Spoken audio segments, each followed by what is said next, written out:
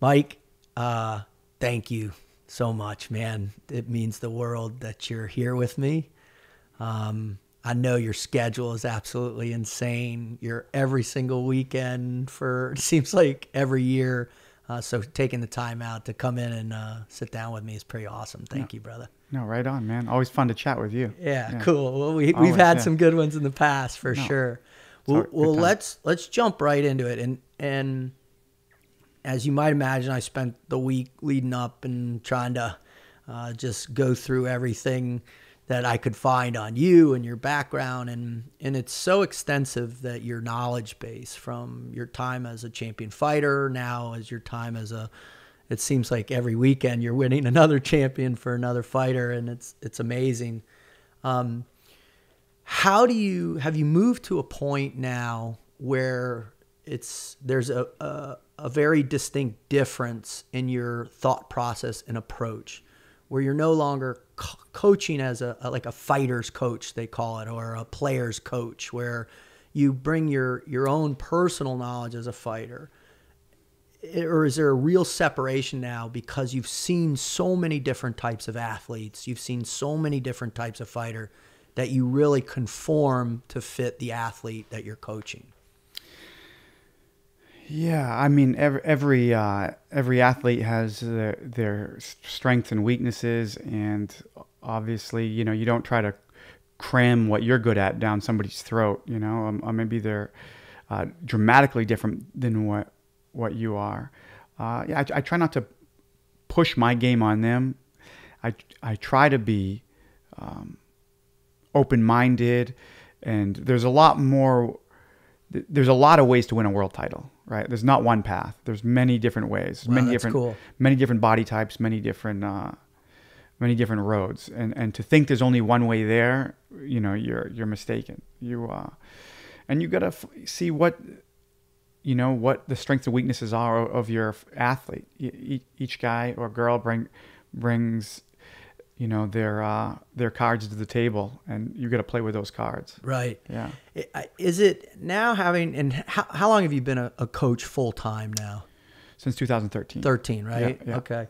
And have you got to a point, because one of the things that and I know when we first met is when, Andre was gracious enough to bring me on and let me work with him and you guys for a little bit of time, which was incredibly insightful. And thank you so much for, I know I peppered you with questions every time, and working with Andre is just, it's a special thing, man. A world champion. Yeah, he really is. And what is really amazing is that he's been able to muster, the effort to continue for 19 straight years. Unbelievable. At this level, it's unheard of. Yeah. I mean, he's in a different class than I think of most. And I think it's really just that innate toughness that's in him, and where he's from and how he was raised, and his perception on what gives him meaning in life, right? He is a fighter to the core. Yeah. And you don't see, I personally haven't seen any other heavyweights that move like he moves. I don't work with a ton of heavyweights. Yeah, but he's a very athletic guy. Right. Just the way he picks things up and the things he can do with his body. He moves like he moves like a guy who's like 185 pounds, but he's like 250. Right. You don't see that very often. So one of the things is, and that's part of, I think, what makes you as good as you are. It's one thing that I saw immediately is that you really have a very detailed process of your evaluation. Can you talk a little bit about when a fighter approaches you? And I know at American Top Team, where you're based here in South Florida, they'll say, hey, all right, Mike, we want you to work with this guy or that guy. But when you see a fighter comes to you and who's got great potential, what are the things that you initiate your evaluation process with? I mean, it's pretty basic. You look at strengths and weaknesses. It's kind of obvious, I guess. But see if we have any, major holes that we got to patch up. And but sometimes you don't want to get too caught up with what your opponent is doing. Sometimes it's more important to focus on what you're good at and and kind of put the ball in their court, make them worried about what you're doing, have them adapt to you. Sometimes if you get too focused on what the other guy is doing, you lose what you're great at. You know, sometimes it's good to perfect your game and don't change it unless it's like certain circumstances you have to. Right. But try to push your game on them and let them adapt to you. You don't want to give up your strengths. What kind of fighters have you worked with in the past who are really good at that? So, you know, we have an idea of what that looks like. You know, like Kyoji Horiguchi is a world-class karate style, very unique style, great footwork, great motion, incredible speed, incredible athlete. I mean, that's what he's good at. And sometimes if you try to change his game, make him something different, it's not going to be good. I think let him do his thing. And I know very little about karate, you know, very, very little. You know? Right. I mean, I learn bits and pieces from him. Right. You know, but it's, you don't try to change that. Yeah. Even though I don't even completely understand everything he's doing, it's like, I don't want to mess with it. It's very good. You know, my strengths are more of my like wrestling and submission grappling. So I try to help him more with, you know, defensive stuff, keeping him off the floor, keeping him on his feet as long as he can, to utilize his techniques. But you don't want to change that guy, you know, right. even though it's far from me, far from what I can do. But it's interesting, you know, and that's something you don't want to mess with. Success. He's a world champion multiple time, and he's very good. Is that what makes people so unique? Like you had talked in an article recently about your wrestling background, right? And there's just you had this unique description that I'd never seen anybody kind of use before, and that was, it's like learning a language when you were a little kid, right? Yeah. You learn that language, you don't have the accent, it's able to flow, depending upon who's the teacher and how they teach and whatever. But you still, there's it's almost imprinted in that developmental process. And you had referenced it in terms of wrestling and the work ethic that wrestling teaches. Yeah. Do you see that? Do you think that style is indicative of that type, that similar concept, where at some point early in people's careers they learn this style, right? The greatest stylistic we ever saw was Bruce Lee, right? He created this whole this persona. Muhammad Ali in the modern era, right? John Jones has this really unique style, right? Yeah. Is that also indicative of greatness too, to have a really unique style? It can be, but it doesn't have to be. But I do think there's something to starting young. You know, and you don't always have to. I mean, I'm sure you could be a world champion or maybe the best ever and start late. Maybe that's possible, but I'm not sure, right? I don't ever think that I know everything, and I always, you know, I'm always open to new information and new ideas. Yeah. But I do think a lot about something special going on when you learn at an early age. The way your brain works and the way you pick things up is much different, right? Like, I like the analogy of learning a language. If you try to learn a new language at 20 years old, 25 years old, you're gonna have an accent. Right. You know? Period. And I think it's the same thing if you're learning wrestling or boxing or mixed martial arts. If you were to learn like this stuff at an early age, when your brain is still developing, it's like a deeper knowledge, a deeper learning, a deeper understanding, and with no, it's almost instinctual. Yeah. You know, if you can learn it at a younger age, and you'll learn it like the far corners of the deep recesses of that primordial drive that's in us, right? That fight capacity. The very deepest way you could ever know the sport or the movements, you know? That's interesting. Yeah. That's fascinating to me. And I really believe this, you know? And we'd also, right before we came on, you were talking about genetics as well too, is that if a person has really fantastic genetics, they're more inclined to accept that imprinting, right? They have that natural propensity for great balance, fast twitch reaction, peripheral capabilities, right? That almost that sixth sense where if they're focused here, they can still feel movement moving this way on them, right? Yeah. It's kind of built into us. Yeah, there's many different genetic advantages an athlete can have, right? Right. Some are crazy fast, good advantage. Some are crazy strong. Some crazy punching power. Some crazy balance. Some insane conditioning, whether that's whatever it is, VO2 max, lactic threshold, whatever it might be that gives them some crazy genetic advantage, right? Mm-hmm. And you see it all the time. And you see, like, I've seen athletes who barely train or are not, by far not the hardest worker in the gym, but maybe some of the best conditioning I've ever seen. It's incredible, you know, like without a doubt it's genetics. Like you see a guy come in and is drinking beers and eating pizza for a month and come in and like sparring with world-class monsters and the other guys are getting tired before him. He steps out after the round and he's dropping his pulse rate to like 115 in like 30 seconds, right? It's so crazy, you know, and I pay attention to it because I never had that, you know, like. Well, let's talk about that a little bit because, you know, you had a prolific career yourself. I mean, you're world champion. You were a state champion wrestler in high school. You were an academic All-American. No. Academic, but you were I was a good student. You're a great student, and I didn't wrestle too much in college. But you made it to that level, right? And so there was something about you that then triggered this.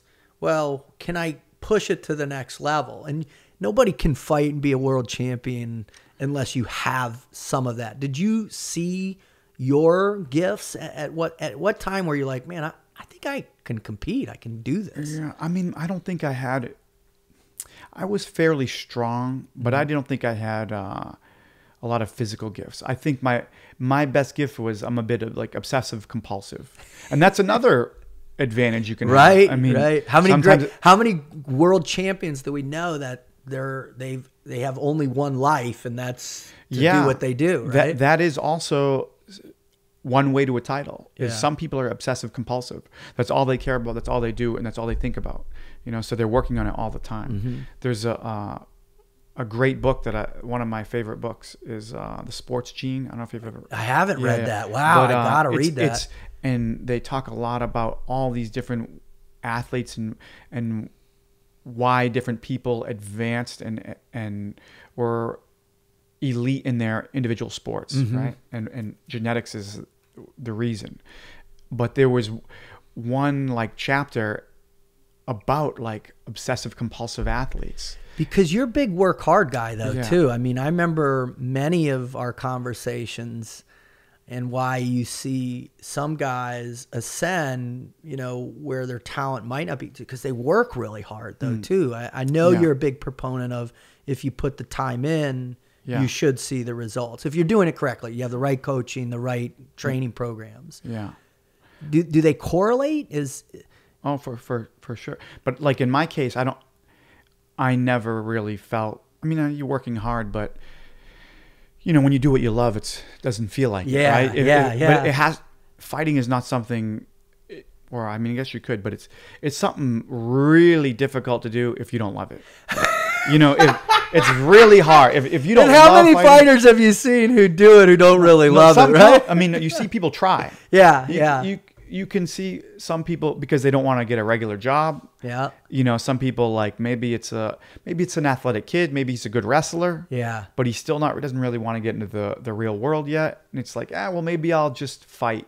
But this is not his calling. This is not what's like screaming at him every day. Like this is what his passion, you know. You won't make it. You know, it's just too tough. It's too rough on the body. I'm glad you're going down this path because I think everybody always wants to know, right? Because I get very similar questions. Why do you want to run into gunfire, right? Why do you want to brutalize yourself in a training process through 8 to 12 weeks or whatever. I'm sure you've seen even shorter than that. Yeah. And then know you're going to walk into a cage with somebody who's really good, who could potentially kill you. Yeah. And you want to do that over and over again. It can't be for a paycheck.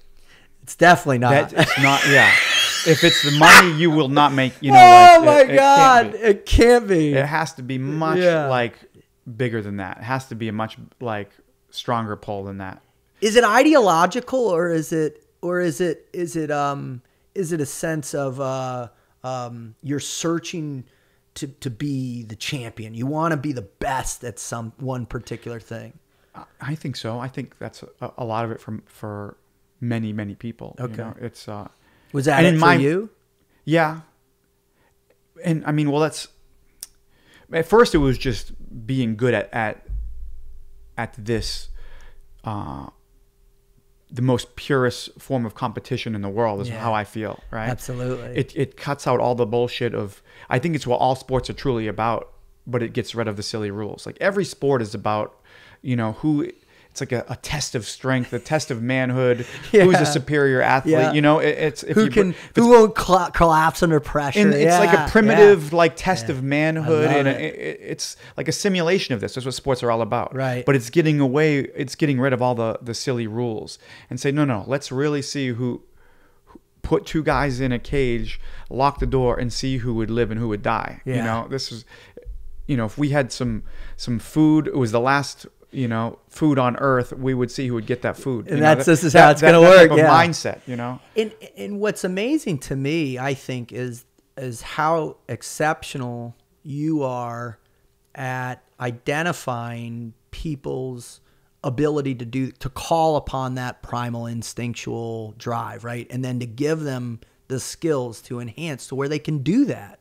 Because that's what it is. You're taking another man's ego, or you're taking another woman's ego. You're taking their hopes. You're taking and you're the champion by this really sophisticated style of fighting, right? Yeah. It's not just haymakers going. I mean, this is the best of the best in the world are fighting in these moments. Yeah. I mean, it's a science and at the highest. I'm lucky to be at an amazing gym where it's like,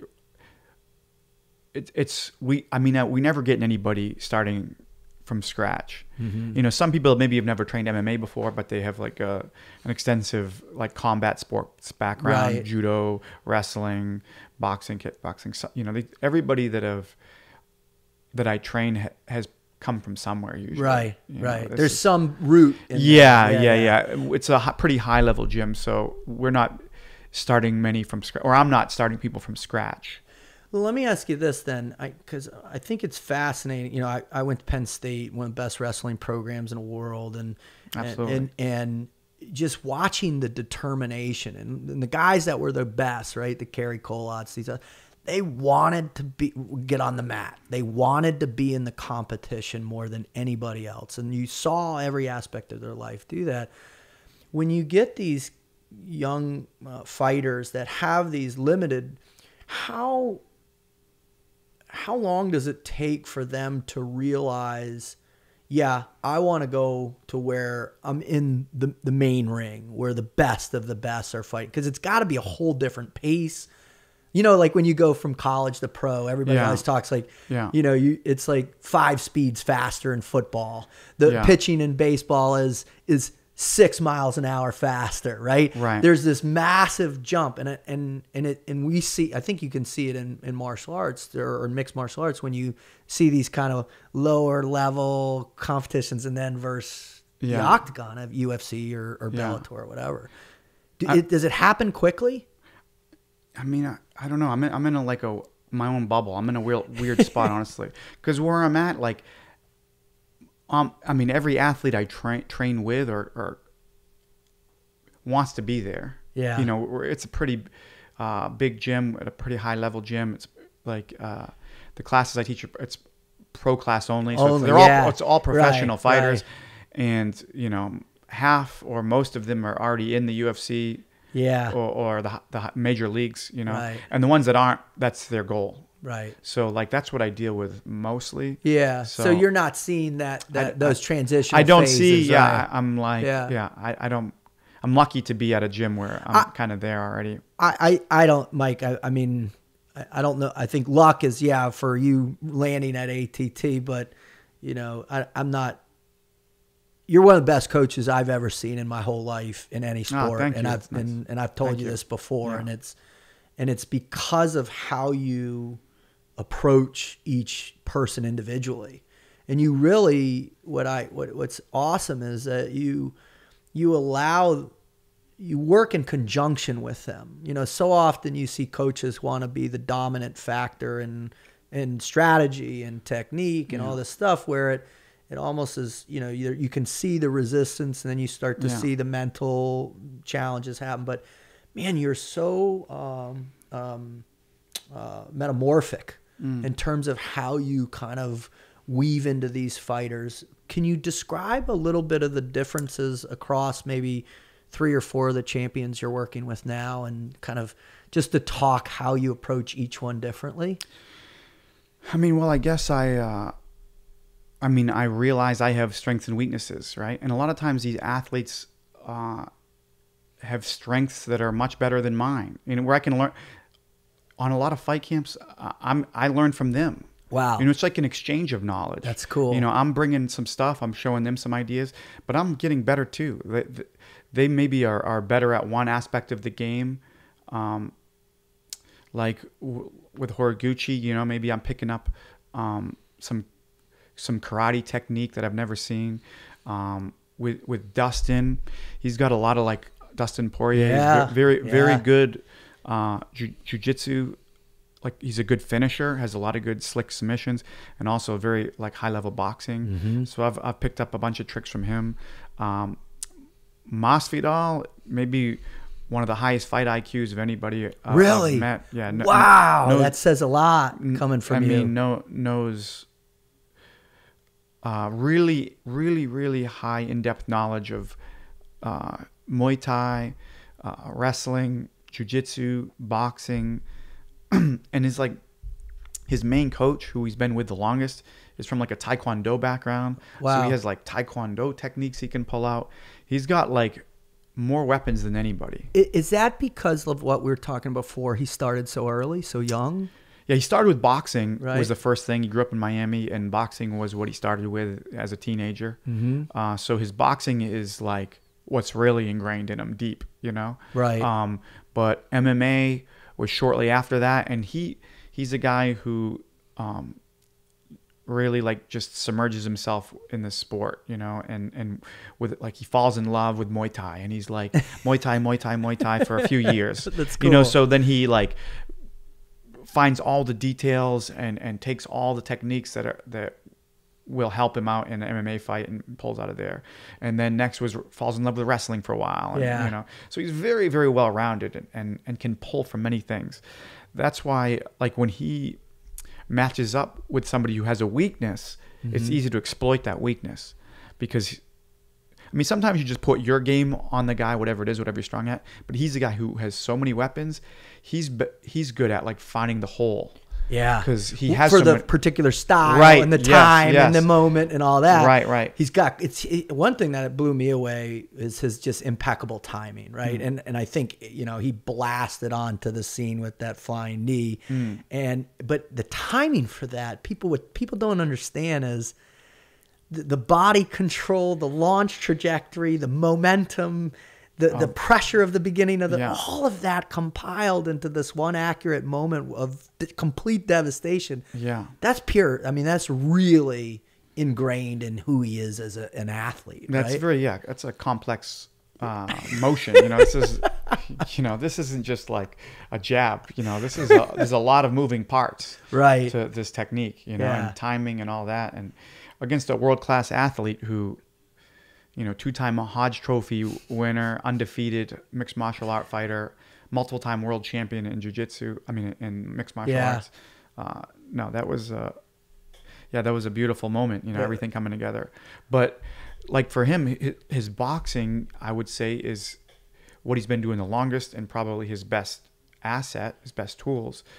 But like say a Nate Diaz who also has good boxing. Okay, so he can mix things up and also phenomenal submission. Right? Yeah. His weakness is kickboxing. Okay, so I can open up my kickboxing game and let it and let it flow on him. You know. Yeah. So if you have like a hole where you're not so good, he can come heavy with those attacks because he knows you have a hole and he'll exploit it. So as a coach, when you see somebody that has really these really phenomenal talents and a great spectrum of knowledge that they can pull from, and they've done all the other things, right? They're in shape, you know, they're all, you know, they're not, there's no injuries, you know, the whole thing. They're in the prime, right? As a coach, I love the way you always talk about it. It's the exchange of ideas. It's never I'm imposing. It's never do what I tell you to do. And that was the thing that really just like blew me away with you. It's one of the most impressive things I've ever seen at your level, right? It's like, hey, think about this. What do you think? And think about this. Are you seeing that fighters do they like that style or do fighters kind of need to be told sometimes because it's so monotonous? You're doing the same things over. Do they get to a point where they're like, just tell me what to do, coach, and I'll do that? Or are they looking now for the exchange like you have with different athletes? You know, I have some athletes that want to be told what to do every second. You know, some just like to work that way. You know, you tell me what to do and I do it. Jump how high, I'll do it. You know, whatever it is, and that can be fun. You know, it is fun to work with athletes like that. If they're reactive, really open. Yeah. And I work with some that are really good like that. You know, some are way looser and don't like that. They want to be told what to do sometimes, or sometimes they just want to. You give them a suggestion and think about it. Okay, maybe use this, you know, because it's, you know, sometimes I think you can overcoach somebody. Yeah. If you tell them what to do all the time. I think it's important to let, you know, it's a different perspective in there. They know what they're good at and what they're bad at. I mean, you can't be telling them only things you're good at or things like this, but, and what are you looking how to read an athlete? What are the little innuendos or the signs you're looking for in an athlete in order to elevate the pressure or pull back on the pressure? What little things in a sparring situation? Let's say you've got two athletes, they're having a rough day. Maybe it's one particular thing. You know, what are you looking for to know when to? I guess body language, right? Yeah. You know, I mean, you can tell when an athlete has had enough or going to break or needs motivation. I guess you just say just body language. Right? Yeah, right. Or they'll tell you sometimes, you know. Is that huge for you with your athletes you work with is communication? Yeah. Do you promote that? Yeah, everybody's different, right? That's a big thing too, because we work with so many different athletes and it's not a regular season. Everybody's peaking at a different time. Everybody is like, some people are completely out of shape beginning their camp. Some people are not in any camp at all and just trying to learn technique. Some people are in the best shape of their life and ready to fight for a world title in 2 weeks. Wow. So it's, you know, you have all different, you know, levels of fitness at different times, and it's, they all have to be treated differently and all have to, you have to find balance and kind of coordinate that as it comes. It's funny that you talk about that. I remember, you know, when we were working together a little bit and I was working with the Red Sox and I was working with a bunch of tennis players and I was going back and forth and it was tough to change perspectives on what was important for the particular of that player in that moment in that time.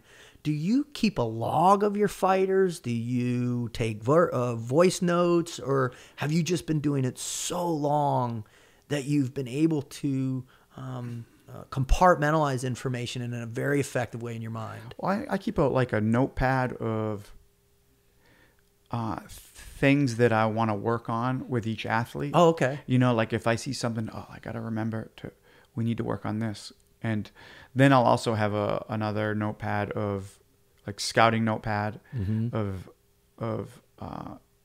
you know, of opponents that we're going to be fighting. But with the individual, sometimes I'll have compilation of video clips. Yeah. Also, I'll take from either the sparring or the or fights that we need, what we need to work on. Like I'll take little, could be 5 seconds to 1 minute long clips of their fight or their sparring that I'll put it aside and in a folder. Okay, this is what so when I'm working with an athlete, I'll go back to my file and look to see where we need to improve. And how important is that visualization for athletes especially for MMA fighters? I mean, it's important, right? Like sometimes also it's important for them to see it, like try to record all the sparrings and make sure they see it also. It's a different perspective, like sometimes they don't realize what they're doing. And if they saw it with their own eyes, it would be so easy to correct, but they don't realize even what they're doing. Like it's completely different. I mean, by far the greatest tool to learn from is your own fights. By far. After you compete, this is it. This is the competition. This is the greatest learning tool of all time. Well, you look at like Tom Brady, right? Who is obviously the greatest quarterback that's ever played the game in the history of the sport. I mean, nobody's even close. I mean, you could argue probably Joe Montana and Terry Bradshaw or whatever, but in terms of the effort he puts in as an intellectual player, right? He does something like 30 hours a week in video review on his performance. And it's like copious notes that he's taken too. It's not just these, all right, change your feet release and stuff like that. But I mean, it's literally in-depth stuff. Do you find as fighters begin to work with you and they're changing camps, are they because of your reputation, because of your style and how you work well with them, do they adjust pretty easily to these new ideas or concepts that they're not used to? And if not, what do you do to get them to believe in it? I mean, most do, not everybody. So, some you just can't break. Some are just like wild, wild stallions and never going to be tamed. You do your best, honestly. Right. Some are very easy. Some will listen to everything you say and believe in it. Yeah. Some just are, natural born skeptics and it's not for them. And they're, everything for every bit of, everything you give, every piece of technique you get them to learn, it is like you battle tooth and nail for it. And it's even rare that you get anything past their guard. That's just how some people's makeup are, Awesome. And I just try to and there are some amazing athletes that are like this, really great, successful athletes. I mean, I just come to realize that everybody's different, and I mean, I said it before. There's more than one way to a world title. So and I think that's a really powerful thing for any athlete to hear, right? That there are, there are some key definitive techniques that need to be in place, right? With any sport you're in, you have to know the basics and be able to perform those basics to perfection under pressure. But it's where the beauty, the art of the sport comes into play, that you can manipulate those best basics in a really unique way that fits your style, your drive, or whatever. Can you talk a little bit about champions? Because you have just this pretty extensive resume of working with champions, man. I mean, the picture you posted the other day with everybody in their boat. I mean, you've been involved in the biggest fights in MMA this year. But I would say this is like 100% like what Dan Lambert's done that's All American Top Team. Okay, that's his creation. This is it is amazing. It's a compilation of many amazing coaches, great facility, and structure and training partners. It's a giant team. Right. That creates all this, So why I feel I'm lucky to be part of it. But that's all this is Dan Lambert's creation, man. He's been doing it longer than anybody. Even on the, had a lot of amazing highs, but there's also been a lot of really low lows, and he's always pushed forward through that. That's cool. And that's why the team is what it is. And it's, there's many of them.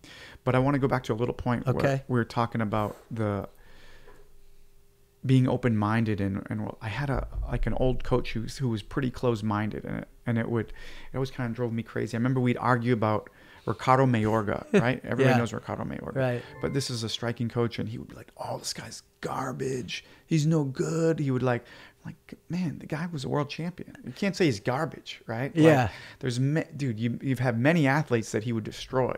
Maybe it's unorthodox. Maybe his style is unique, but he adapted to what his strengths are. Like he had like crazy power and kind of like an awkward punching style, but dude, he was a world champion. You can't you can't take that away. Right. There's not one way. It's and you can't force athletes to be your way, because you're making them less of a fighter if you do that a lot of times. Mm-hmm. Yeah. Let me ask you this: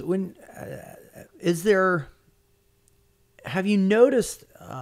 Because everybody is always so ultra focused at the progression to the championship, right? What did they do here? When did they moved to this gym and they got this coach and then they changed this? And what about after they're champions and maintaining that belt and then coming off and then pulling back up? Because I know you've seen a bunch of that as well too, where they're at this pinnacle of their performance capability and they come back down and come back up. What's that like to coach and to be around? No, to be a world champions, incredibly tough and incredibly unlikely, with so many people striving for the same goal. Everybody's doing their push-ups, everybody's eating their vitamins, everybody's doing all this, everybody's striving for the same goal. Right. Some have different advantages than others. But keeping the world title is even harder, right? Yeah. Once you get to the top, now everyone in the game is focused on you and your style. Yeah. Right. All eyes are on you. Everyone is breaking down your videos. Everyone is like, every high level coach, every low level coach, every kid that's into the sport. It's everybody's dissecting your game, and some trying to learn it, some trying to beat it. Mm-hmm. So it's really hard to stay up there. The ones that hold it for like a long time, for the real greats, like the GSPs, the John Jones, the Anderson Silvas. They have to have they all have to be the complete package. You can't have it. Those are the outliers. You can't be missing any of the checked boxes. You gotta have the good endurance, the good speed, the mental toughness, you have to have it all, Because what I always find fascinating is, and with those championships, there's all this other stuff comes on board, right? Now you're a personality. Now you're dealing with the business at another level. Now you're dealing with, you're in the public eye more. It changes this whole component of the drive, right? You get it, you made it. Now all of a sudden I've got to be the champion, and to be a champion is not easy. Yeah, that's a newer thing that I didn't even realize was much of a thing. I wouldn't have been good at it, but I didn't even realize, that's awesome. My mind was always like, hey, I'm the fighter, you're the promoter. Yeah. You promote the fight. I'll do the fighting. Yeah. My job's not to promote. Yeah. I wish I don't think I'd ever been good at it, but I probably should have at least tried more to promote myself better. It's funny watching your old fights, even when you win a huge fight, you give one and then you're right back here. Everybody's different. You got to be true to yourself. Yeah. But for sure.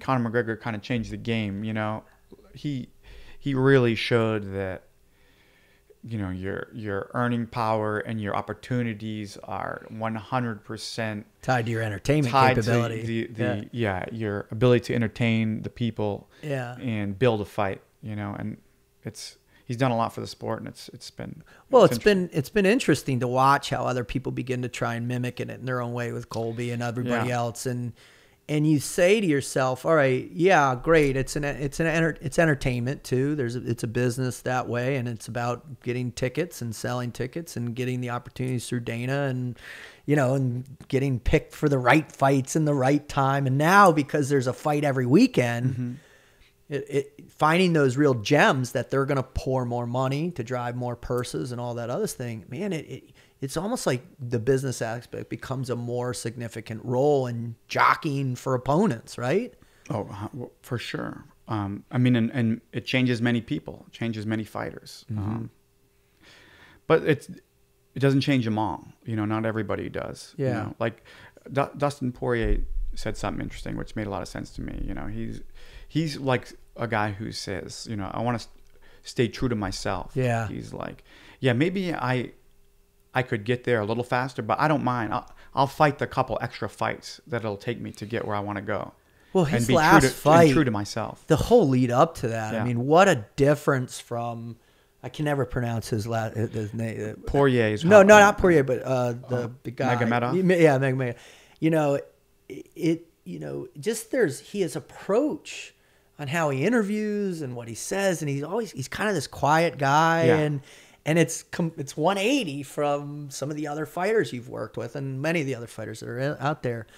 But it seems to fit him, and it really, staying true to yourself in that context it seems to have like a longer lasting effect on fighters. It's better for them emotionally in the long term. Would you say that? Yeah, I think you got to be you, man. Yeah. I think it's just so much easier to live your life being you. Right. Trying to be somebody else is to entertain people. Yeah. I would have to assume it's got to be stressful. Well, I'll tell you what, when I was on the T&Q podcast, man, I developed my own persona, right? Instructor Rut, and I was the loud and obnoxious guy. And I remember, like 8-9 months into it, I was like, all right, what's going on online? I went back and read a review online on iTunes of our show, and a guy had written, he gave it 1 star, and he said, I would love the show, but every time Rudd opens his mouth, it sounds like there's, someone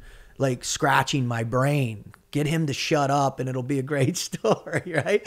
And so I read this, and you force this introspection on yourself. Oh man, have I become a caricature of myself? And it's really hard in the fight game, it seems, because there's so much of that built in, right? Yeah. It almost looks like the business people at the top, whatever fight it is, are almost looking for those. If kids that have the talent, who can also be entertainers, for sure, right? For sure. Yeah. So it's like, are you having to coach that at all? Do you find yourself saying, I'm the wrong guy to ask. I'm the last guy you want to ask. Yeah. So who teaches how to do that at ATT, dude, right? There's I don't even want to go into that. That's not good business. No, it isn't. Yeah. I'm just kidding. I'm just kidding. Well, let's talk a little bit. Let's back up. Growing up in Maine, in where you're always kind of portrayed as the cerebral fighter, or like you said, the OCD fighter, or however you want. You've always been kind of portrayed in that light that. You take the gifts that you've been given and you maximize them with intense focus and in an understanding, right? You always talk about, listen, I'm obsessed with the sport itself. I want to learn everything I can. When did that start in you? I was lucky that I got into it really early. I think, I caught somebody gave me a copy of UFC 2. Mm-hmm. Whatever year it was, 1994 probably. Yeah. And was like blown away. It changed my life. Watching this video was like. It was that moment. It was one of those moments, a big pivotal time. moment whoa. for you. Wow. Hoist Gracie submitting everybody. Yeah. In the tournament, this little guy. You're like, whoa, I didn't know this was possible. I mean, right. you always you're always curious and wondering like who would win in a fight, this guy, that guy. And then what Hoist Gracie was doing at this time was like mind blowing. I mean, it changed my life. And I'm like, I want to learn this. I want to study this. This is pure combat, the purest of all hand-to-hand combat in the world. And how long had you been wrestling at that point? I mean, just through high school. I just graduated high school. Yeah. Maybe I graduated high school in 93. Yeah. So, I was kind of doing nothing with my life. I had some, apartments with my friends, kind of partying, drinking beers. Yeah. Not doing a whole lot with myself. And this was like, nothing was calling me. I had no passion. Yeah. No passion. Nothing at all. You not anything. Drinking beer, smoking weed, Yeah, hanging out with my it. buddies. Yeah. Yeah. I do know. Not doing much. Yeah. And this was like, whoa, this is unbelievable. That's cool. And this made me, but this was open weight class. You couldn't make a career out of it. This was, only heavyweights are fighting. It was a free for all. The winner of 16-man tournament won $50,000, of heavyweight. So it's like making money is impossible. But still, I was like, whoa, I want to learn this. Really interesting. Yeah. Had you ever had anything like that happen before in your life? Nothing quite like that. Wow. And then made me want to wrestle again, made me want to like take care of my body, start getting in shape, stop drinking, like all this type of thing. And I got hyper fanatical about my diet. And then What'd your buddies say to you? a lot of them were, they all thought it was cool too, but I was just a little more obsessive compulsive than they were. Where'd that come from? Was your dad obsessive? Mom? Anybody? Maybe, family members? Or a coach? Did a coach teach you how to be obsessive? Or is that just who you are? Maybe that's just me. Maybe it runs in the family. I'm not sure. Yeah. But I learned a ton from my high school coach. My high school coach. What was his name? Ted Reese. Amazing man, amazing human being. Many people look up to this guy. He's a PhD from Harvard in English. He taught English as well. Wow. But he was a really bright guy and one of the most caring, moral, politically correct humans I ever met in my life. And most hard work. Just a great example of a human being. Yeah. And as a young kid in those years, it's like really moving to see somebody you're like so this, impressionable, right? So much, It's like once you found some kind of meaning, and that was the same for me. I always found meaning in sport, right? Yeah. And I was obsessive too. I'd watch everything I could watch about football, every college game, every football, and I'd read every book about quarterbacks. And you'd have these one or two coaches that would influence you, and they would open up your entire world, right? Yeah. And you'd gain this perspective on sport that just was transformational. But it is what's the word I'm looking for? It's fragile, and it can go away rapidly, right? Yeah. So it's really cool to hear that it popped back up for you. I don't know how many, hundreds, thousands of kids now men that feel the same about this guy, really inspirational person. But he taught me, and at this time he also learned right away that there's a direct correlation, hard work and success in the sport of wrestling. Absolutely. It's like, the harder you work, the more success you'll have, without a doubt. Right. And you didn't really know that for sure. You were told that, but now you're seeing it and feeling it for the first time. That first time where your technique overrides your strength, or because you've been so much time in endurance, you're not winded, and you're and it's like this light bulb goes off for you, right? And to be tired and fatigued is like the worst feeling ever. It feels like you're dying. You feel like you're gonna vomit and throw up, and then you have somebody beating the hell out of you, clubbing you in the head, bending your arm behind your back. You feel like you're gonna die. Yeah. But there's a lot of lessons in this. But so after I watched this UFC, then I think the first one we watched live on the pay-per-view was number 4, UFC 4. Mm-hmm. So already I'm looking locally, what can I do? But I'm in Maine. There's not a lot of training at the time. Really none. It's I go to a local karate dojo that has a jiu-jitsu class once a week. Right? Which a guy who went to a seminar once.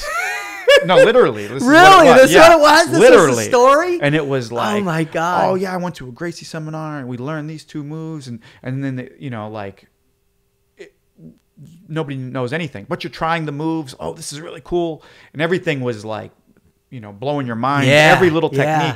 You had a million holes, but at least you had a couple of weapons now. Yeah. You know, and you were like kind of working the stuff, and then I ended up I wanted to go back to school because I wanted to like get in shape, and I wanted to better myself because I don't know, it just put me on the everything. Right path. Yeah. Everything clicked for you. Yeah, I wanted to you found your meaning. I wanted to study I wanted to study the human body so I could make myself in better shape, so I could be a better like killing machine. You know, my brain was going like in this crazy direction.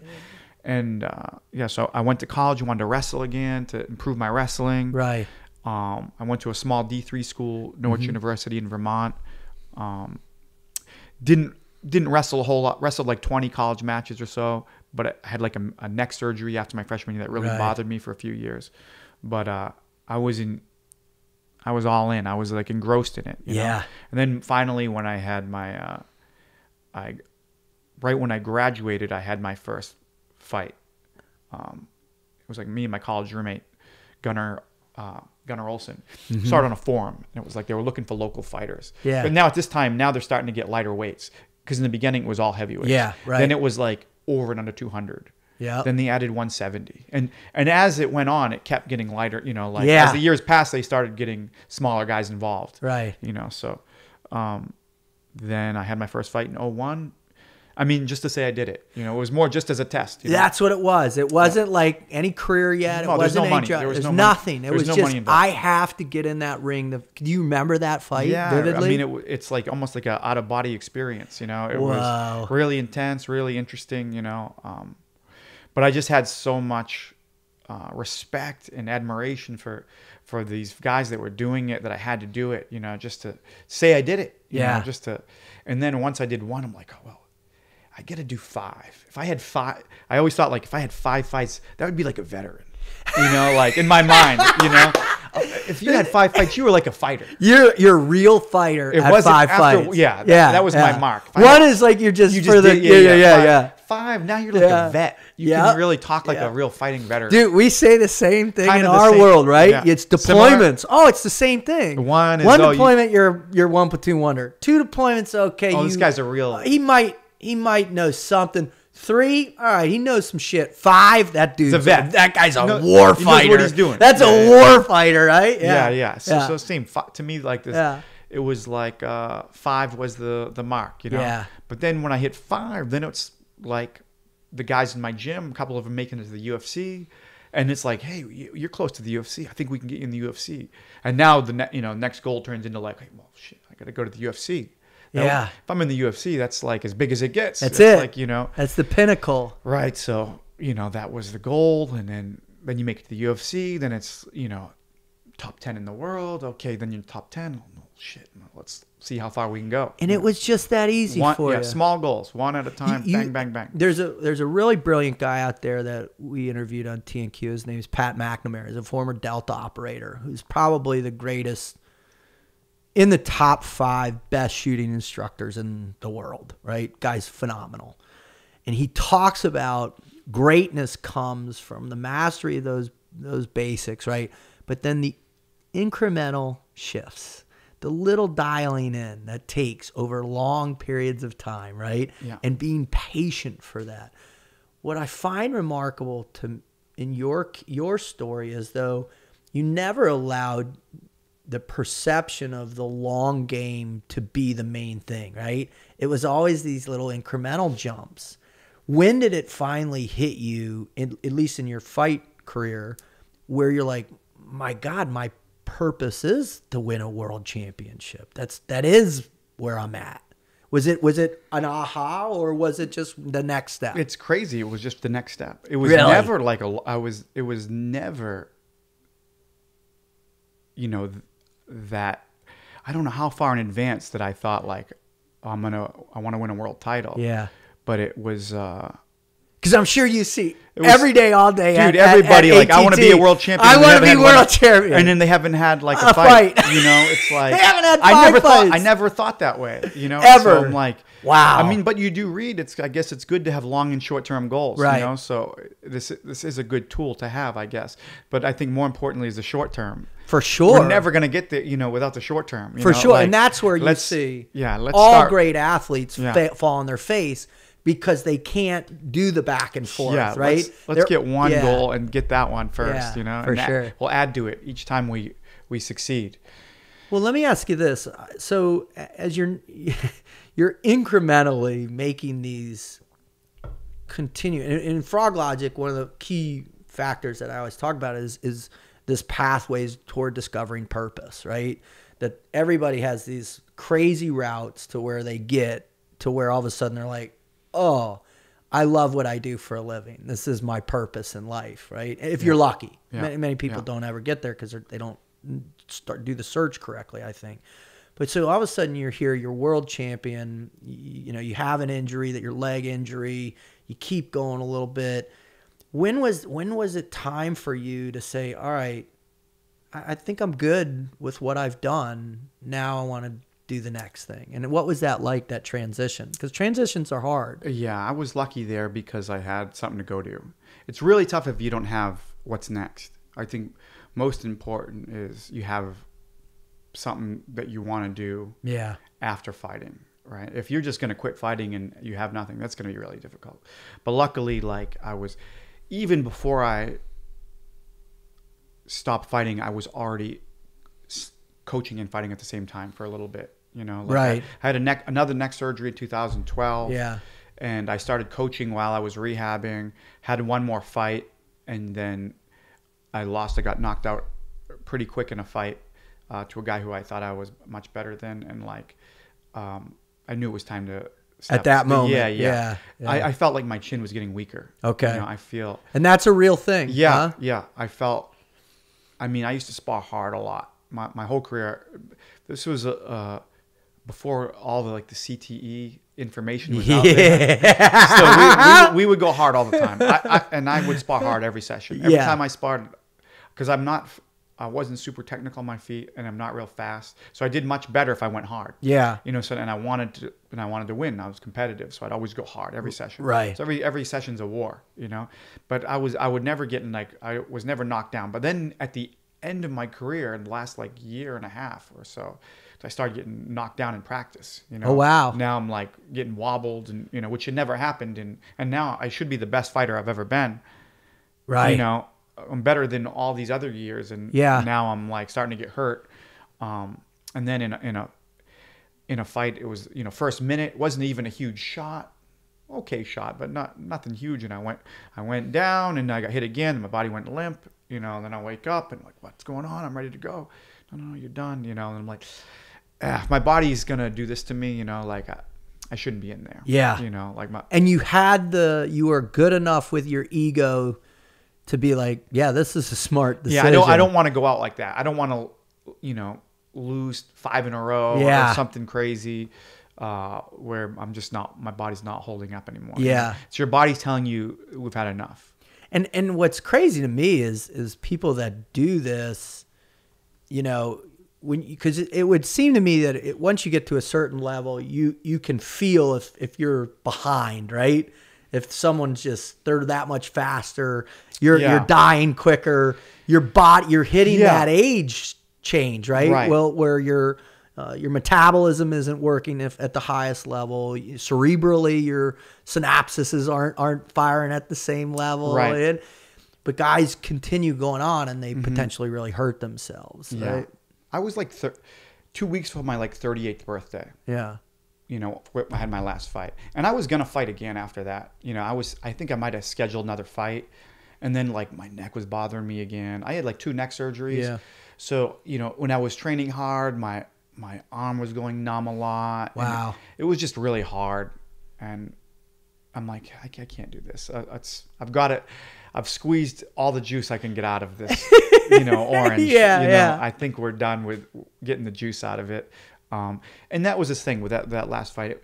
It wasn't, and he's a good fighter, very good fighter, Steven Seiler, but it wasn't a huge shot that dropped me. You know, it's something that when I was younger, I think I would have been able to take. Right. And then he followed up pretty good, hit me a couple more times, my body just went like limp just for a second. But that's all. That's all it Can't takes. fight Yeah, anymore. yeah. That's the end of the fight. They're going to stop it. Yeah, because he can keep hitting you. Yeah, And for sure. so the ref saves you. But I knew my body didn't want to do it anymore. Yeah.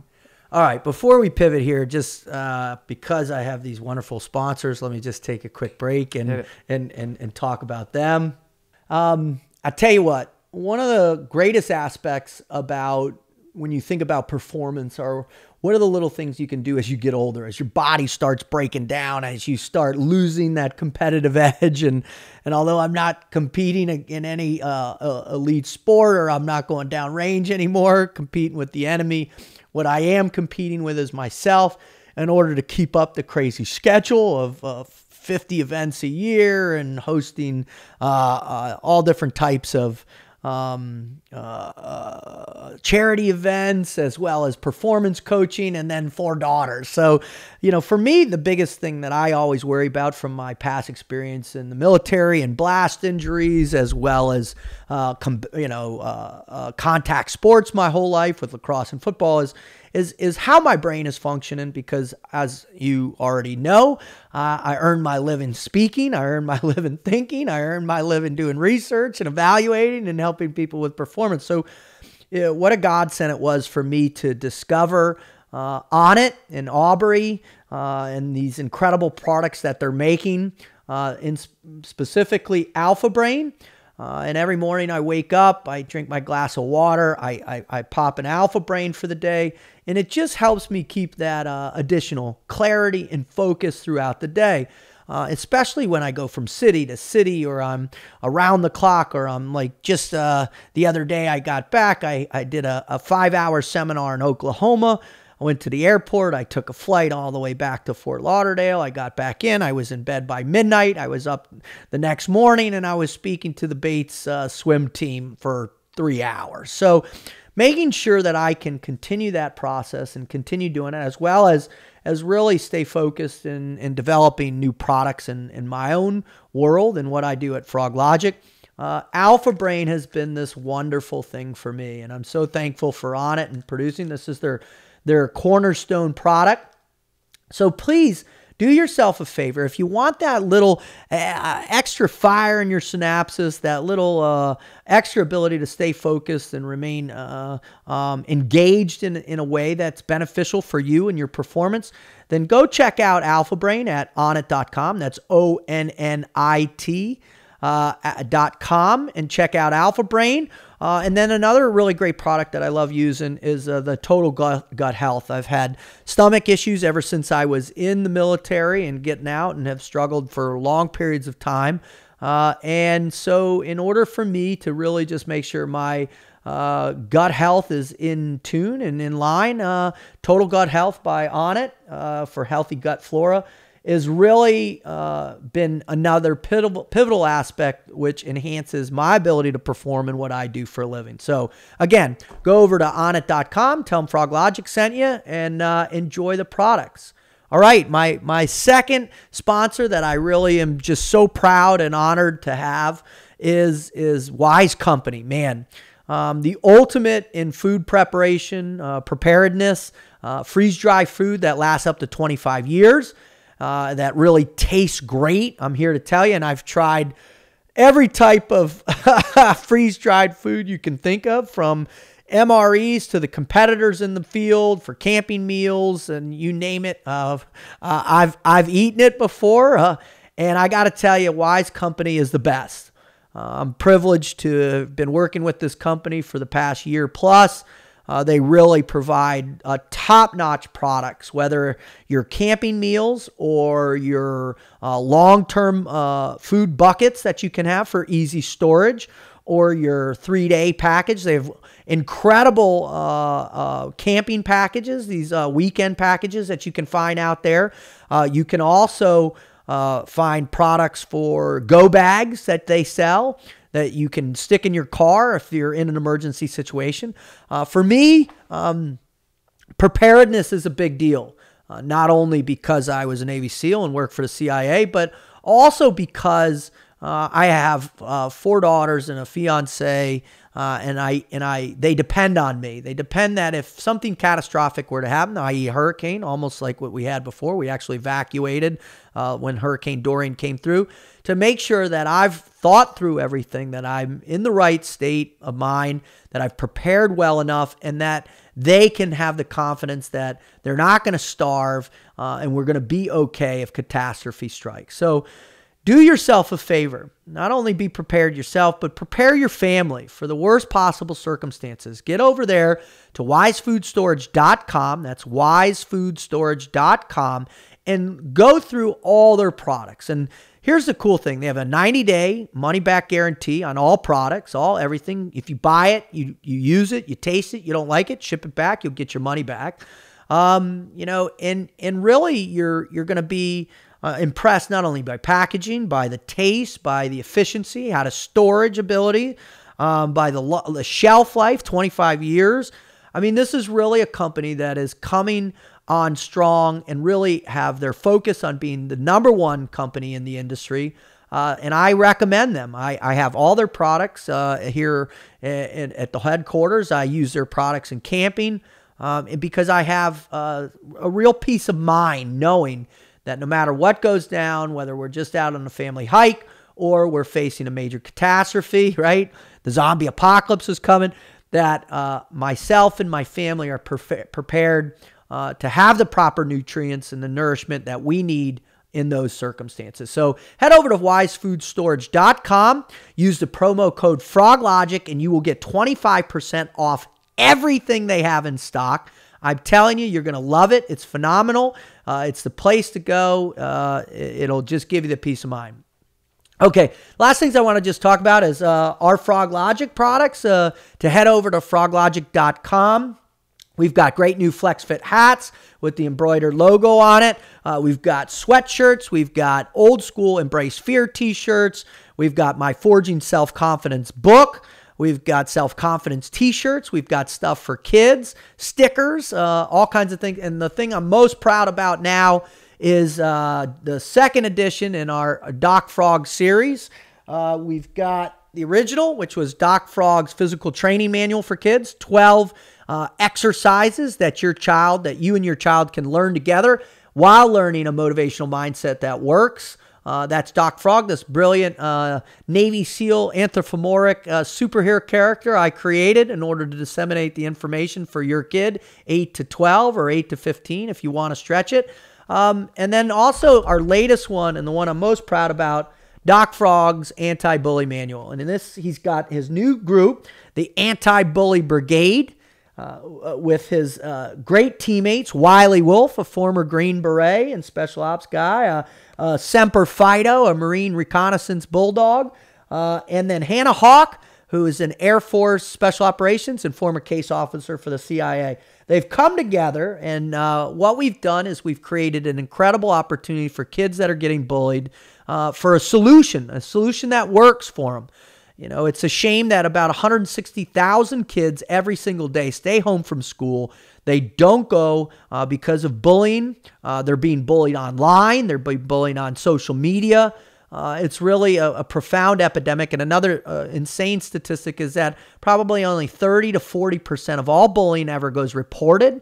So think about that. 60% of bullying doesn't even go reported. Well, this manual was designed for those kids that are suffering, that are in this horrific situation, because what Doc and the gang do and the Anti-Bully Brigade does is they teach you a sophisticated, well thought out way to compile a team and using modern current technology to stop the bully and to capture real hardcore evidence that you can produce not only for your parents, for the bully's parents, for your school teachers and administrators, to superintendents, and God forbid, to local law enforcement if it's bad enough. This is a book that definitely can help kids, so check it out at our website at teamfroglogic.com. Go to the store where you can find all types of our products out there. And also, if you or your company is looking for a motivational speaker, you're looking to talk about performance to enhance your individual or your team orientation, to elevate your game by being able to embrace fear, forge self-confidence, live a team life, or to find purpose or develop great culture, then I'd love to come work with you and your organization, your team. I work a ton with teams, as you know or don't know. 2018, I worked with the Collegiate World Series champions, Oregon State Beavers, as well as the World Series champion, Boston Red Sox. This year, I got an opportunity to work with the Penn State Nittany Lion men's lacrosse team that went to the semifinals, and got to work with the Green Bay Packers, who made the playoffs and moving forward. So please, if you're interested in some really entertaining, high energy, high impact type of motivational training, coaching, or just a hoo-yah speech, check us out on our website at teamfroglogic.com. Just find the contact portion, send us an email, and we'll be in touch ASAP. So thank you so much. Thank you for letting me take that interruption real quick. You can't say too much about the people who believe in you and want to help and support you. So thank you again, On It and Wise Company. I really appreciate it. All right. So what's fascinating to me is when you get great player or great athletes, right? And I always, when I think about what you did, is you were a world champion, you were really good at what you did, but you realize, man, I'm not going to be that guy that goes on forever and can keep this going and whatever. And so you're like, man, I'm going to change this. And the person that I think a lot about is Tony La Russa, right? Tony La Russa, one of the greatest baseball managers in the history of baseball, Oakland A's, St. Louis. You know, I don't know if that's who was that guy? That's the other Italian Tony. What was his name? God, I'm drawing a blank right now. It was watch, John is going to shout it out. Yeah, I'll remember. Yeah, so he played minor league ball, right? Yeah. And hit a point where he's like, I'm good, but I'm not going to make the pros or the majors and all that. So he went and got his law degree. And then at Florida State, and then afterwards he got an opportunity to manage in AAA, and comes back and he's like, yeah, I enjoy this. This is fulfilling to see and how to guide and nurture these athletes. And really, when you look at the progression of his career and what he was able to do, I mean, he's in the top 3 managers in history, but he says things that are very similar to how you say, right? He says, I take the individual and I look at what their skill sets are, and I really set them up for success the best way possible. When you first started coaching, were you trying to emulate someone you had worked with, your high school coach or other great coaches you had worked with? Or were you like, I know what I used to like in great coaches, and I'm just going to kind of develop my own style of coaching? Yeah, I guess I'd kind of try to create my own style. And I always feel like your game is your style, your game is like a mosaic of all training partners and coaches you've had in the past.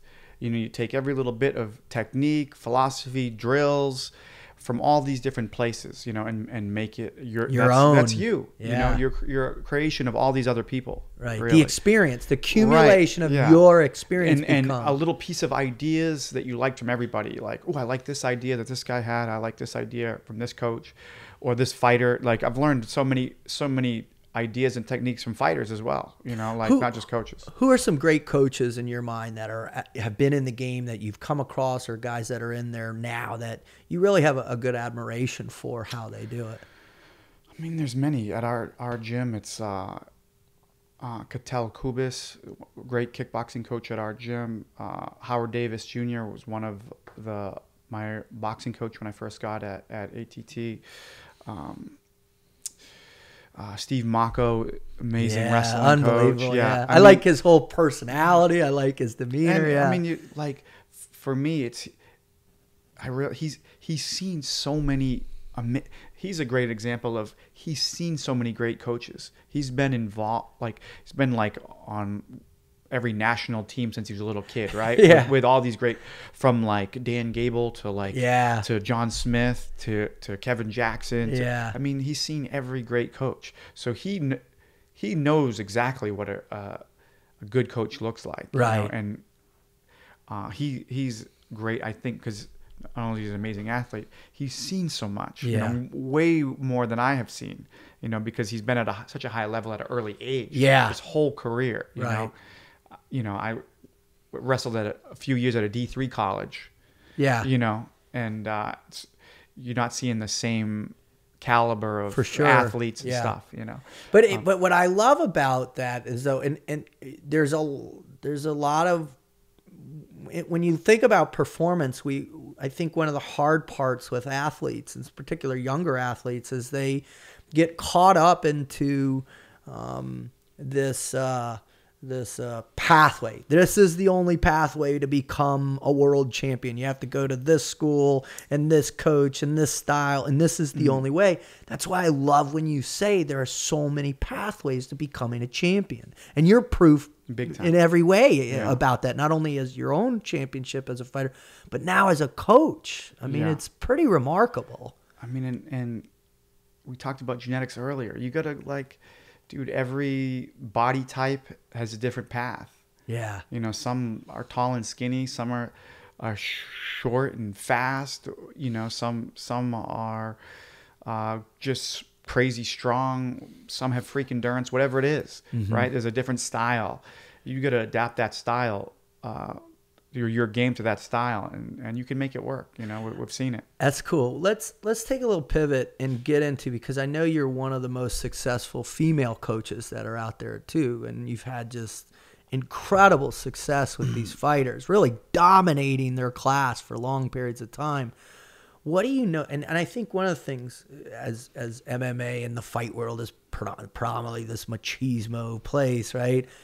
What makes women great what makes great women fighters? The same things? Are they different, or is it still rooted in the individual? Man, I think it's pretty. There's a lot of individual ability, I think, that makes them stand out. But a giant advantage for women is starting younger, right? If you are lucky enough to had started a combat sport when you were younger, especially at a high level, giant advantage, right? Because there's not as many female athletes doing that, right? Where so many guys are wrestling or playing or kickboxing, playing karate, whatever. Or, I don't know if you play karate. Doing karate, whatever you say. Right? But there's not a lot of in-depth knowledge for the females. Not as many, right? So if you were doing, training judo or something since age 5, you're at a pretty big advantage when you're fighting girls who started training MMA 5 years ago. You've been doing it for 20 years. Have you seen that I follow this young girl, her name's Jody the Beast McCarthy or something. She's this Muay Thai girl. She's like 12 years old. She I think she lives in Ireland or something, and she's just, I got to show you this girl. She's spectacular, but she's in these jiu-jitsu competitions, she's boxing, she's Muay Thai. And you think to yourself, and she's just slaying little kids, little dudes, out there. And you see to yourself, you go, wow, this is impressive. But you're also going, man, is this healthy for this? No, maybe not. Who knows? This little girl and doing this much, head trauma or head contact at that early. And I always worry about that, right? Because as a junior I started playing contact football. My first year was 7, right? It was first contact team. I had probably 6 concussions up through my 5th year of high school. I did a postgraduate in Connecticut. I played probably 6 concussions in football. And that article came out 2 years ago, the research up at Boston College about junior kids and concussions under like 16 and the long-term effects. And I almost I started shaking in my pants. I look at combatives and I hear, man, how do we temper that with these kids? I don't think you can be getting hit in the head as a kid, right? No. You can learn that. It's bad for you, right? It's really bad. Fighting is bad really for you. bad. I think that the trend in training is going away from hard sparring. Like people are doing less and less all the time. Okay. Lighter. Even adults, really? Yeah. I mean, we are. I don't know how everyone else in the world is doing it. But what I'm seeing is the trend is lighter spar. You don't need to go in there and fight every day. you know, it is a way to success. You will get better that way, but there's certain limitations for sure. There's a payment for it, you know. There's a price to be paid for. I remember when we first started working together with Andre, and I remember it was the big thing was a shift in his mentality in fighting, right? And it was also shift in training as well too. Why is there such an I don't want to call it antiquated, and I don't. Whenever time I use that word, I always am a little nervous. People are going to get offended by that, but there's a heritage of fighting, right? That's built in. You have to do this and do this. And are you seeing that because of the head injury stuff, or because of the new data that's affiliated, or whatever new things are popping up into sports? You know, are you seeing a shift away from an older style mentality? Yeah, I mean, I think that it is partly the data shows that, hey, this is really bad for you and really dangerous. And I think people there've been some successful athletes that have done it other ways. You know, once you've seen some people that aren't killing each other every day, making it to a high level, that there are ways to get better without, like, you know, hitting each other as hard as you possibly can in the head 3 times a week, you know, or something like this. Like, getting kicked. Sometimes you have to. Sometimes you have to put the race car on the track and do a test run. You know, I mean, but especially as you become more veteran and have the ability to stay relaxed under fire, then you can do a lot more technical training and not get hit so hard, and can do it at different speeds and make adjustments in the fight. But when you're younger, I mean, there's sometimes when you got to just, you know, learn to relax under fire, right? Because it's a different speed in there under the lights, and with somebody really trying to hurt you, throwing as hard as they can. You know, the punches that are coming at a different speed. When they miss, where they're going to go when they fully commit to you, completely different than if they're not going hard. Right. You know, so all these things matter. But I think that people aren't killing each other like they used to. You're going to have longer careers, much better brain health. And that's good to hear. Yeah, that's really good to hear. But I still don't think they should be getting hit in the head before the brain is developed. 8, like, 9, 10. You don't want to be. Yeah, I don't know when you should be, but it's definitely not then. At all. Yeah. You talk about calmness under fire, and for me, and all the mental coaching that I do, I that's a big thing, right? Yeah. Is the ability when your limbic system begins to override that prefrontal cortex, right? The great line by Mike Tyson, right? Everybody's got a plan until you get hit in the fucking face, right? Yeah, right. You know, that's so true. Yeah. And it's literal in your sport. When do you, what, is that a real, like, are you looking for that calmness leading up to a fight, in the fight? Is there a place in the fight you're hoping this happens?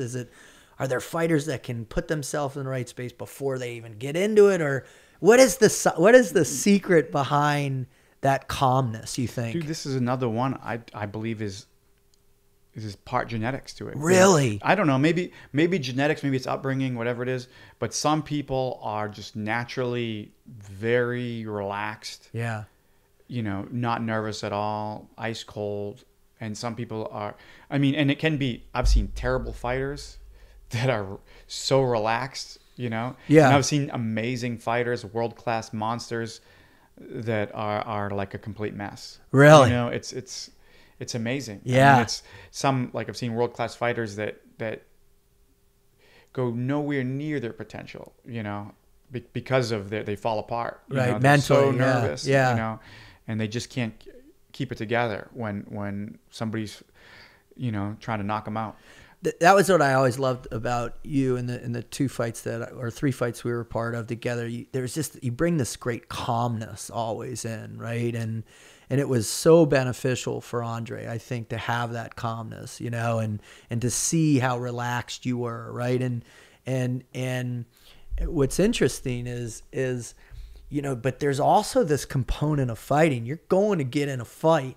Yeah. So you need to get up a little bit, right? I mean, sometimes I question, you know, how relaxed do you want them? You know, sometimes I second guess myself. Maybe we were too relaxed for that. That one. Yeah. You know, I don't know. But I know I would try to be relaxed, and I would want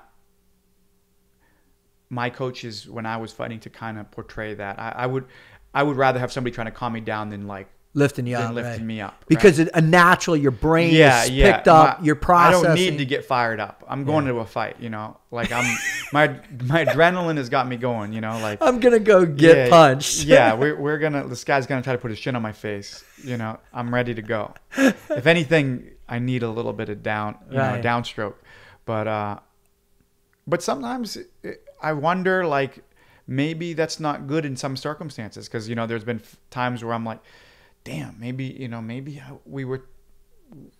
we got him too.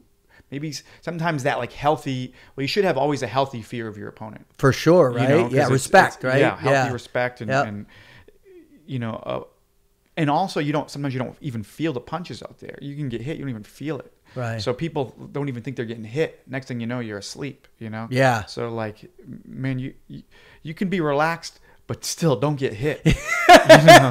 There is that Yeah, because factor. that happens. Like, some people, you get so confident, and it's like, you know, I'm King Kong. Nothing hurts me. And next thing you know, you're sleeping. Yeah. You know, that happens. You get caught. You know, Yeah. I've had fights where I was like, just thought I was walking through him, thought he didn't even hit me, and I got hit a bunch of times, you know? Like, I didn't even realize that. That's cool. Insane. Wow. Yeah. Isn't it interesting how, you know, you're so ultra focused, right? And you're really trying to be tactical, right? There is a level of tactics that very is much imperative in the fight game. That's what blew me away. The more the better. Like, the more tactical, that's what you want. That's why you want to be relaxed, so you can be tactical. If you're not relaxed, you can't use all the years of training and technique that you've developed. You know, if you're running on crazy adrenaline, you're just, you know, fighting on pure aggression. You know, that's not, you'll never fight your capability. Yeah. Is it one of the things that really another fascinating aspect was in between rounds, the information that you're trying to get into the fighter's mind. You know, from not only have done it a bunch yourself, but doing how much information is transferring in those moments. I mean, I think that's, again, individuals. Yeah. You know, some listen to everything you say and are going to try it immediately. Some you might as well be talking to the trash can. You know. Like, you could just juggle, you know, and blow bubbles, you know, and it would be the exact same effect, you know. Oh, that's awesome. It's just, everybody's different. Yeah. You know, the more I coach, the more I realize, like, dude, everybody's different. It's so different, aren't they? Right? So different. Yeah, it's crazy. And that's really where, for me, everything changed. And you were a big part of that too. Like, was to realize, you know, hey, you know, you really have to be in tune with the individual you're working with. You really have to understand them. You have to understand where their drivers are, or the reason behind their fighting, why they want to fight, and where they're fighting, how they fight. There's so many factors that you have to comprehend. But at the end of the day, right, it is about just performing. Yeah. And you got to get in there and be able to take all this input, right? Yeah. And formulate it into, like you said, some type of direction that's well thought out, and then execute on it. Yeah. I remember I used to, like, watch, like, old, you know, fight videos of, like, Randy Couture, and I always found it interesting. He'd be like laughing in the corner, like almost like he was telling jokes with his. Yeah. I'm like, wow, that's a good mindset. Like, he had the ability. He was very loose, very relaxed, and he looked like he was genuinely, like, laughing. You know, having fun. Yeah. Yeah. You know, like, he's in the cage ready to fight, and I'm like, that's good. You know, if you can get to that point, where it doesn't, then that means you can pull from, you know, all your knowledge. Yeah, you know, you're able to use your entire brain. You're not closed off, right? Right. You're not that. You're not, your pulse rate's not out of control. Very relaxed. You know? That's cool. That's cool. I always thought that. I mean, he was multiple-time world champion, so he was doing something. Yeah, right. he was. Yeah. I find it interesting too that it's what's so frustrating, right? Is that it takes a long time to get there, regardless of whatever sport it is. In order to become really great, it takes a while, right? You have to go through the steps and the process. There is no fast track to becoming a champion. Yeah. So as you work with younger fighters or even senior fighters, what are the things, how do you try and instill that level of patience in them, that level of opening their minds up and really becoming students of their sport, students of their class? You know, how do you inspire these fighters to be better outside of the ring, so to speak? I mean, I don't know about outside, but inside, I mean, just try to like make it fun. I try to make it fresh. Try to bring new ideas. I mean, the sport's always evolving. Always. I mean, like sometimes I think it's evolving faster now than even in the past. It feels like it's always changing, you know? So keeping it fresh, coming with new ideas, new techniques, new philosophies, but it's what's a good way to alter that your let's say you're in a rut, right? You're kind of plateaued, right? And you're not sure. What's a good way to kickstart a new perspective, do you think? Change gyms, go to a different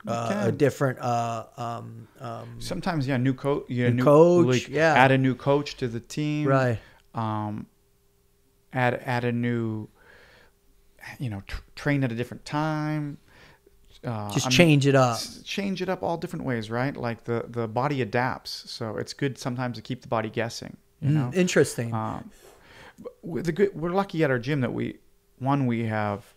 I mean, it might be the most transient martial art gym in the world. You had said that in a past interview, yeah. Dude, we get people from all over the planet, and it's, one of the biggest and one of the best gyms in the world. So we get people from everywhere, all over the world. So there's always new ideas, new philosophies, new techniques, always being brought in there every day from every part of the earth, and some people have different, so you're seeing everything that's out there, and it's good for all of us. And I think that's part of what keeps it fresh. We got, it's not like we're not seeing the same people for 10 years straight. Right. Dude, we're seeing, a new guy in the gym every week, Wow. And sometimes many of them. And yeah, that was the one thing that another huge thing that really impressed me about you is that you're inquisitive. You were always you're always asking people questions about, well, what do you think about this? And what do you think about that?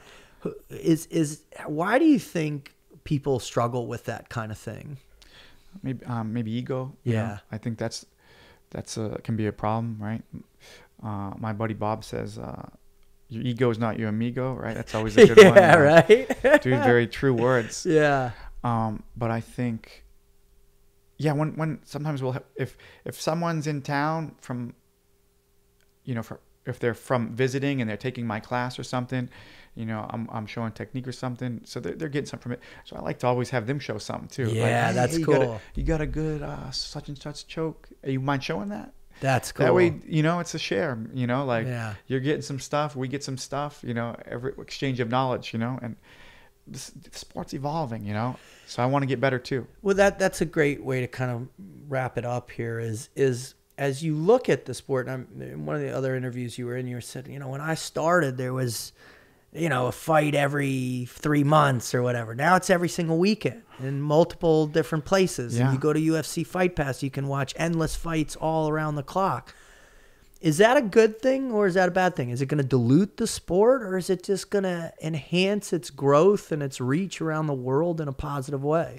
I think it's positive. I mean, you can't watch them all, of course, right? There's too much to watch now. Yeah. But are you still obsessive? Do you still watch everything? I watch. Yeah, I watch every UFC. I can't watch every MMA show now. Yeah, right. You know what it's turned into now? Like I can't really follow boxing anymore. Like I used to watch boxing and I used to watch like K1 Max. Mm-hmm. But now there's so much MMA. I really don't have time to watch the other combat sports. Interesting. I mean, it has to be like a really big. Yeah. Like everybody's talking about it. I will. Right. Like that one heavyweight dude. Like Deontay Wilder, something like this. Another guy who's really unorthodox, right? But hits harder than anybody on the planet. It's unbelievable, right? But it's really fun to watch. Yeah, fun to watch a unique style. Yeah. But I mean, I think more is not bad. You know, I think that just means there's more people doing it, and it gives people more of a chance to compete. Yeah. More opportunities. And more opportunity but for both men and women, which is really cool. Refine That's what I the love craft. to see. Yeah. All right. So in the future, I mean, is this just you keep going on these incremental growth perspectives, or is there some magical place in the future that, you know, that you say, all right, you know, I'm gonna go study Mongolian yak agriculture for this time, or is this it? I don't look too much into the future. I know you do. One week at a time. You know, one week at a time. 1 week at a time. No, I'm happy what I'm doing, and just I'm lucky I kind of fell into the right spot, and you know, I get to work with so many great athletes at the gym, man. It's, you know, like grew up thinking that everybody hated their job. You know, like I hated going to school. Tell my mom, oh, I hate school. She's like, well, you think I like going to work? Get used to it. Yeah. I hate going to, you know, I'm like, oh, damn, life sucks. Yeah. You know, but sometimes, you know, if you get a chance to do what you love, you know, you got to be grateful. Amen. Yeah. Amen. Well, Mike, I'm grateful for the time we spent together before, and I'm also grateful that I know you as a friend now, and I'm grateful for you showing up. Thanks for having me. You're welcome. You know, one of the greatest things I believe that exists in this world is a person's willingness to want to coach. And you have a gift in that. And to be able to share that in the way you are, at the caliber you're doing, you're transforming people's lives. And that's really, it's fun to watch, and it's a blessing on you. Oh, thanks, man. Yeah. Thanks. Thanks, brother. I'm enjoying it. Thanks for having me. Yeah.